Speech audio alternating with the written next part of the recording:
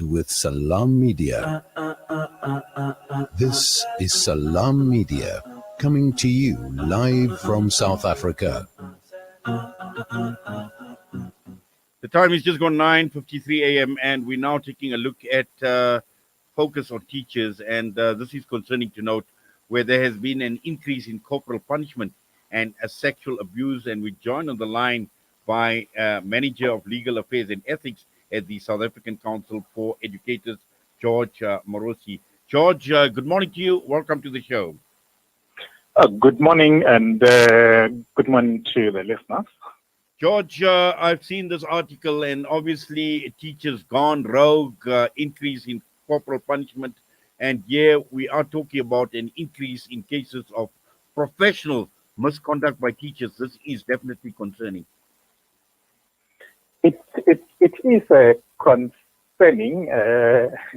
What made me laugh is the article "Teachers Gone Rogue." I don't know if it's teachers or a few teachers. However, yes, there is an increase of with regards to some of the teachers still applying corporal punishment. Some of the teachers, because when we say teachers, we mean all teachers. Some of the teachers still applying corporal punishment, and some of the teachers still conducting acts of sexual misconduct on learners. Yes. Now, obviously, this, we are talking about people who are in responsible position, and we're not obviously labeling all teachers, but those who have gone rogue. And, we entrust our learners, our children, in their care. And when one looks at the statistics, and these statistics have increased, particularly with the article that speaks about a 43% increase in sexual misconduct cases. Now, this is of major concern, George. It is extremely concerning that such acts could increase to such levels, but you are right, it's of major concern that there could still be such acts of misconduct or sexual misconduct being perpetrated on learners. And with the report, let's just correct it. It's sexual misconduct on both learners and colleagues. Mm-hmm. So colleagues are also, yes, victims to an extent. Okay, but mostly it's misconduct on learners. Right. Now, just looking at it from the South African Council for Educators, and you obviously do provide, some level of support, particularly in terms of, people coming forward, parents coming forward, children coming forward, and in terms of investigations that the South African Council for Educators carry out. Now, just as far as that is concerned, there is one issue that the council has raised, saying that there is a challenge of lack of cooperation by parents. That is our biggest challenge. The number of cases that we receive, we end up having to withdraw a lot of those because parents are refusing us access to learners. In some instances, parents would be the first ones to complain to the council, and then later you investigate. When you arrive at a disciplinary stage, then the same parents are the ones to say, no, we no longer want you to talk to our children. And in some instances, during investigation, parents will be the first ones to say, no, we do not give you permission to speak to our children. So that is our major problem. Now, what happens to the culprits? What happens to the culprits, in George? In that instance, there is nothing you can do, because if a parent says you will not speak to my child, our act doesn't allow us to compel, unlike the Criminal Procedure Act, wherein you can be compelled.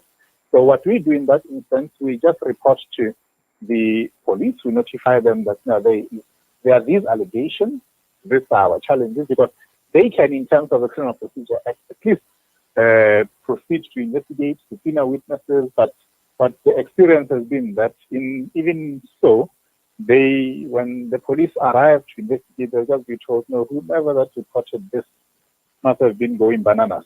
We don't know what it is that they're talking about. So the whole thing comes to a knot, which means that educator has to go back to if the educator was on suspension or anything.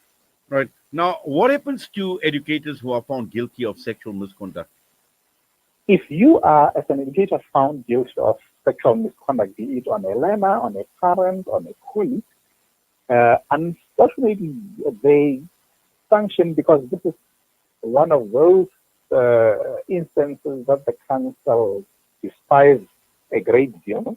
The only sanction that they is to remove your name from the register of teachers. And once your name is removed from the register, it means that you can no longer carry out your duties as a teacher.